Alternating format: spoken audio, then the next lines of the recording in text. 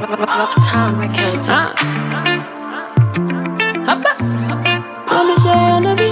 Danny Beats Classic. Da, am decis să fac două părți, două vloguri, așa că bine v-am regăsit pe canalul meu de YouTube. Dacă nu ați văzut prima parte, intrați la mine pe canal. Este un videoclip în care eu practic vă povestesc de ce am renunțat la cafea și cum îmi reintru în rutina mea și ritmul meu după o vacanță de 9 zile. Dar, bineînțeles, am 3 zile la dispoziție să-mi pun totul la punct, pentru că după aia voi pleca din nou într-o mini-vacanță, așa că am să vă povestesc ce fac și cum fac, pentru că bănuiesc că toată lumea este plecată în această perioadă. A fost plecată, de fapt, în această perioadă cu Paștele și vacanța la copii și acum, bineînțeles, cu 1 mai și weekendul acesta legat. Eu mă pregătesc să mă duc la sală. Vă povesteam că am de filmat și o colaborare, o campanie pe care o iubesc și o ador, pentru că sunt niște haine superbe. Știți foarte bine că toate recomandările mele de haine de sală au fost impecabile până acum. Am lucrat cu 2 branduri pe care le-am recomandat din toată inima. Acesta este al 3-lea brand cu care eu colaborez și în care cred, pentru că dacă nu cred într-un brand, eu nu colaborez cu el. Iar toate care ați comandat de la aceste branduri de haine ați fost super mulțumite și am primit foarte multe feedback-uri și foarte multe mesaje pozitive. Așa va fi 100% și de data aceasta cu acest brand. O să filmez puțin și din antrenamentul de astăzi, pentru că bănuiesc că atunci când voi posta deja videoclipul ăsta, voi primi și acceptul pentru postarea contentului cu acele hăinuțe de sală. Așa că am să vă arăt în acest videoclip și ținuta mea de sală și poate și puțin din celelalte hăinuțe.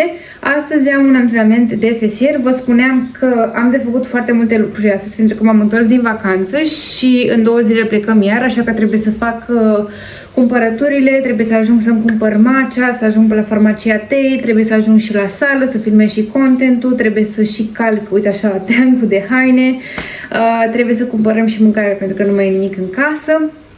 Dar începem cu începutul. Primul lucru pe care eu îl fac după o vacanță, după ce am mâncat toate prostiile posibile și imposibile, pentru că pentru mine prăjeală sau zahăr înseamnă prostie, sincer vă zic, este o prostie pentru mine, este să revin ușor, ușor la normal. Ceea ce înseamnă că îmi încep dimineața cu apa mea, cu oțet din cidru de mere. Știți foarte bine că o recomand de fiecare dată, un pahar de apă la temperatura camerei sau poate să fie chiar călduță apa, cu o lingură de oțet din cidru de mere diluată în ea și băută cu paiul, ajută foarte mult la digestie, la toate impuritățile de pe piele care, uitați cum au apărut pe piept, față și așa mai departe. Urmează un mic dejun normal, deci nu mă restricționez, nu încep acum să tai din carbohidrați sau să îmi tai din mese, mănânc absolut normal. În această dimineață, pentru că nu am avut prea multe opțiuni, am mâncat pâine prăjită și cu hamon serrano. Este un mezel la care eu apelez și pe care îl iubesc și care nu este întocmai atât de procesat, ingredientele sunt curate, este foarte, foarte multă proteină, practic proteină pură. Este o opțiune rapidă. Asta am mâncat de dimineață, am mâncat și un măr. Din păcate azi nu am avut matcha și am băut o cafea care m-a cam agitat puțin, așa îmi vine să fac. Iar acum vreau să mă pregătesc să merg la sală și să-mi continui drumurile. După ce am avut micul dejun, mai urmează să am 2 mese, masa de prânz pe care cred că o voi lua după sală, deci foarte, foarte târziu, și cel mai probabil o masă de seară care va fi ceva mai ușor, pentru că dacă o să mănânc foarte târziu, vreau să am digestia cât mai ușoară pe durata nopții. În rest, schimbările pe care eu le fac, așa cum vă spuneam, am renunțat la lactoză. Săptămâna asta trebuie să-mi vină câteva cutii de proteine pe care am să le testez și am să le introduc în alimentația mea și în rețetele mele, pentru că nu au deloc lactoză. Am comandat o aromă de ciocolată, una de vanilie și una de fistic, pentru că iubesc fisticul și, sincer, e prima oară în viața mea când văd o proteină cu aromă de fistic și sunt foarte curioasă dacă o să fie bună și delicioasă. Am să fac niște rețete incredibile și nu mă refer la ciocolată Dubai și, din nou, cataif și fistic. Mă refer la ceva bun. Am câteva idei, abia aștept. Am văzut că ați votat foarte multe pe Instagram la story la mine, la acel sondaj cu ce vă doriți să vedeți mai mult în continuare, rețete noi sau antrenamente, și majoritatea, 80%, au votat rețete. Așa că în următoarea perioadă o să vină foarte, foarte multe rețete sănătoase, proteice, variante și așa mai departe. Așa că hai să ne îmbrăcăm. Acestea sunt hainuțele pe care abia aștept să le pun pe mine. La unele am apucat să fac content, să fac promovare, să fac poze, să fac videoclipuri, chiar și la țară, acolo în călătoria mea. Acestea. Trebuie să... Nu mă judecați, trebuie să-mi aranjez din nou dulapul. Nu prea am avut timp, sunt toate căzute, aruncate, amestecate. 3 sferturi din dulapul meu este pe frânghia de uscat sau în dulapul de călcat. Trebuie să mă organizez puțin. Da, aici este un sfert din dulapul meu de haine de sală. Aici îmi țin bustierele. Celelalte sunt la celălalt apartament. Un sfert din bustierele mele. Un sfert din colanții mei. Și, bineînțeles, mai am și un sertar plin cu salopete. Salopete de sală. Am avut extrem de multe haine de sală, vă dați seama, atâția ani de sală. Mi-am cumpărat și eu foarte multe, dar am avut și norocul să am foarte multe colaborări și oportunități cu diferite branduri care au fost foarte drăguși și mi-au trimis foarte multe haine, foarte multe ținute de sală extraordinar de drăguțe, extraordinar de frumoase. Poate într-o zi o să vă povestesc și despre experimentul meu eșuat, să zic așa, de a-mi deschide propria firmă și propriul brand de haine. Am creat salopetele, am creat toate modelele, au ajuns la mine, dar experiența mea a eșuat. Poate în alt vlog o să povestesc despre asta. Dar revenim la subiectul nostru. Voiam să vă arăt hăinuțele și vă spuneam că am foarte multe hăinuțe pe care le-am donat, pentru că având atât de multe haine, efectiv nu mai aveam unde să le pun. Nu le purtam pe toate, pentru că acum, serios vorbind, și dacă ai un dulap de haine, tot 10-20 de haine porți maxim. Așa că am donat foarte multe din ele la centre de copii sau de adolescenți care aveau nevoie de ajutor social, sau am dat pur și simplu, am făcut cadou la prietene, la soră, la efectiv unde am putut, în toate părțile. Așa că în momentul de față am rămas cu cât de cât strict ceea ce port. Mă rog, nu chiar. La celălalt apartament mai am un dulap plin. Cred că va trebui să fac curățenie și în ăla, așa că dacă este cineva din București interesată de hăinuțe de sală, îmi poate lăsa un mesaj pe Instagram. Cu cel mai mare drag fac cadou hăinuțele pe care nu le mai port, pentru că, sincer, au fost furtate majoritatea hainelor din dulapul respectiv au fost purtate, cred că o dată, maxim de 2 ori. Dacă nu mă înșel, cred că am și haine cu etichetă pe ele încă, adică nu sunt haine uzate sau mai știu eu ce. Dacă cineva dorește hăinuțe de sală, cu mare drag, scrieți-mi un mesaj și vă trimit poze să vă alegeți ce vă doriți, dacă sunteți din București, ca să putem face direct contactul, să nu mai trimit prin curier și așa mai departe. Hai să revenim la hăinuțele noastre.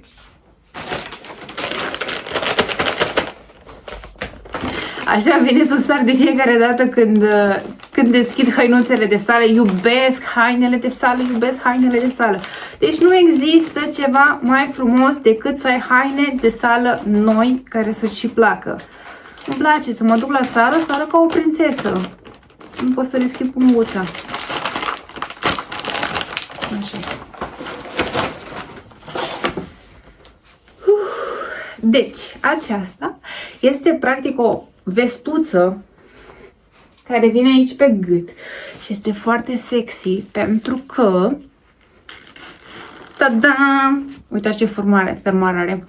Dacă mă urmăriți pe Instagram o să vedeți că o să postez în curând contentul și cu cealaltă ținută care este o altă vestă și este foarte tare. Și știți care e partea cea mai tare?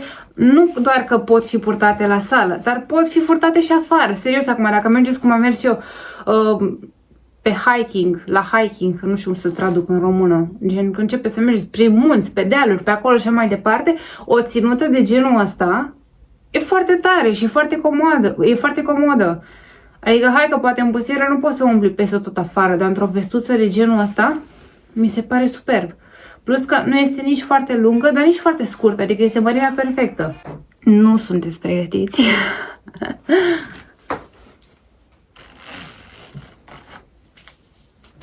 Cât de superbă e! Cât de superbă e! Da. E foarte frumoasă, sunt foarte entuziasmată. Iar set la această vestă, pantaloni, bineînțeles.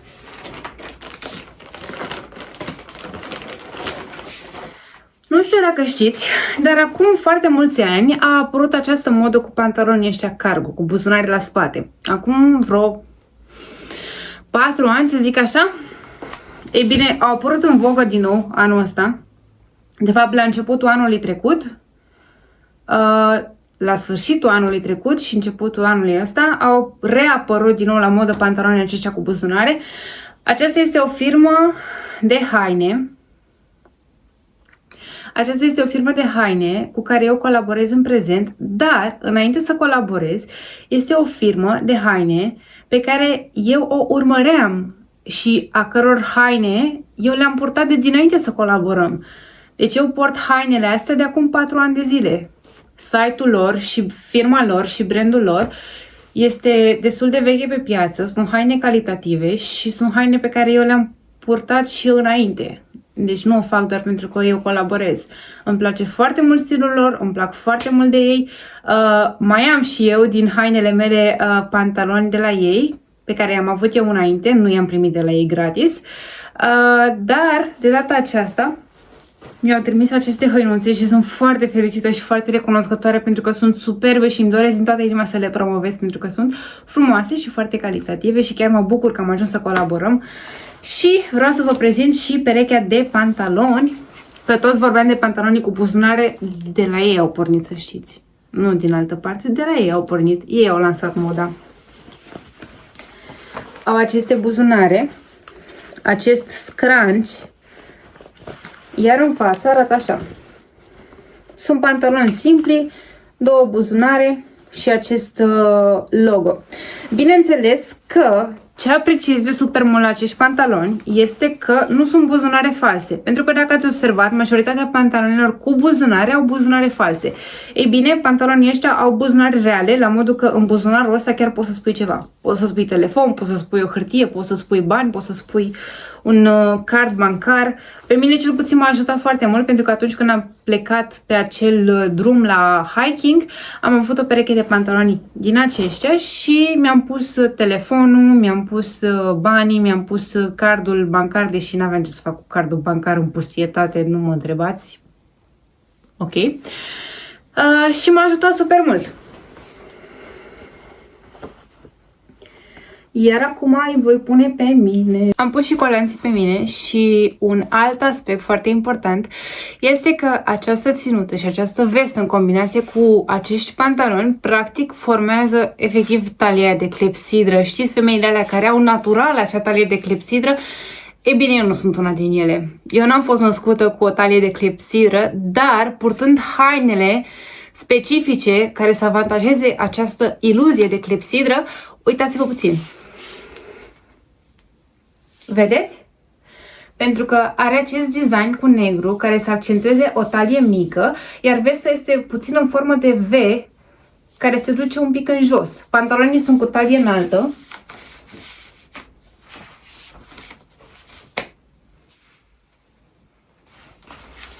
Și se formează acest efect.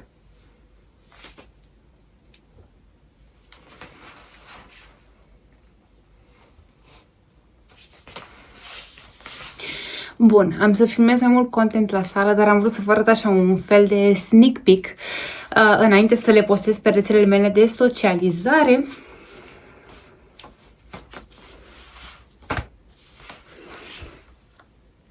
Mergem la sală.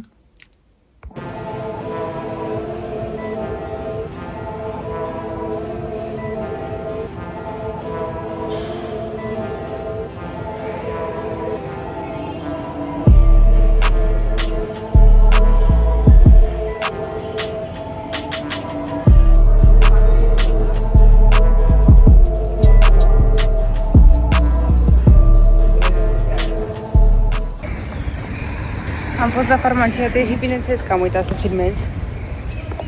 Dar când ajung acasă o să despachetez ce am cumpărat și o să vă arăt. Abia ce am venit de la farmacia Tei. Am fost la sală și după la farmacia Tei vă spuneam că merg să-mi cumpăr matcha. Aceasta este matcha pe care eu o folosesc. Aveți nevoie de acest whisk. Vă spuneam despre cocoșele care se formează dacă nu îl folosiți. Iar laptele, minune, îl ador. Acesta este laptele. Se găsește doar în farmacia Tei și cred că l-am mai văzut într-un magazin, dar nu mai știu în ce magazin. În Fro, cred. Nu știu exact, dar se găsește foarte greu. Foarte greu și efectiv m-am dus la farmacia Tei și m-am dus, sincer, special pentru laptele ăsta și ce credeți, era raftul gol, deci erau toate firmele mai puțin asta și nu știu ce mi-a venit efectiv să mă uit eu pe sus, pe acolo, pe raftul de sus, practic nu raftul de sus, practic tavanul și era cutia asta de lapte ascunsă acolo, deci cred că i-am luat-o cuiva, cred că și-a ascuns-o cineva, să nu știu exact cum s-a întâmplat asta, dar am găsit ultima cutie ascunsă și am cumpărat-o. Mâine dimineață matcha cu lapte de ovăz și puțină miere.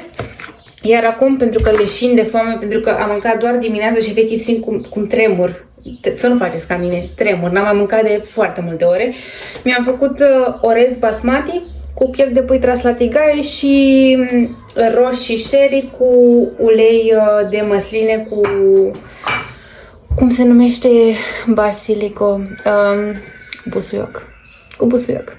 Acum vreau să mănânc și a apărut sezonul nou din You. Nu știu dacă ați urmărit serialul, eu am fost foarte mare fană și abia acum a apărut sezonul 5, nici nu mai știu ce s-a întâmplat ultima oară, dar am de gând să încep episodul 1 din sezonul 5. Sezonul nou. Și m-am apucat de călcat. Bună dimineața, bună ziua! E foarte târziu, m-am trezit foarte târziu. Acum trebuie să ajung la programarea mea de la unghi și mai târziu o să fac bagajul pentru că mâine plecăm. Și probabil în timp ce voi face bagajul vom discuta mai multe și despre subiectul acestui vlog, dar ne vedem mai târziu. Bun, deci astăzi plecăm unde? La țară. Astăzi plecăm la țară și ne-am hotărât să facem un vlog de călătorie. Spune cum te cheamă? Bună, eu sunt Marcus. Spune cine ești, adică spui și ție Instagram aici dacă vrei și TikTok ca să devii faimoasă. Maricica. Maricica. Astăzi plecăm la țară, am făcut bagajul, este deja este deja ora 4. Aproape 4, așa că o să ajungem pe seară. Acum am dat ea brioșe de pe taz și nu da, am făcut bagajul, plecăm la țară, dar ne-am gândit că ar fi mai bine să facem un vlog separat, să și că-l postez pe ăsta. Să facem un vlog separat de călătorie, așa că următorul vlog o să fie filmat tot astăzi, cum plecăm noi pe drum, cum vă filmez peisajele, cum filmez că am ajuns la țară. Întâi mai la țară, grătar. Zi, ce fac românii de 1 mai? Nu merg la școală. Pleacă la mare sau fac grătar, nu? Da. Deci, Dar nu hai să închidem acest vlog. Închide-l mai repede. Ne vedem în următorul vlog, partea a 3-a. Da, oricum. Like, share și follow. O să mai încerc și o dată. Spune like, share și follow. Nu-mi place cum ai scrie like, share și follow. Că nu-mi place cum ai like, share și follow lui Natasha. Și Natashi. La amândouă. Nu ei. La amândouă. Ei nu. La amândouă. Ei nu.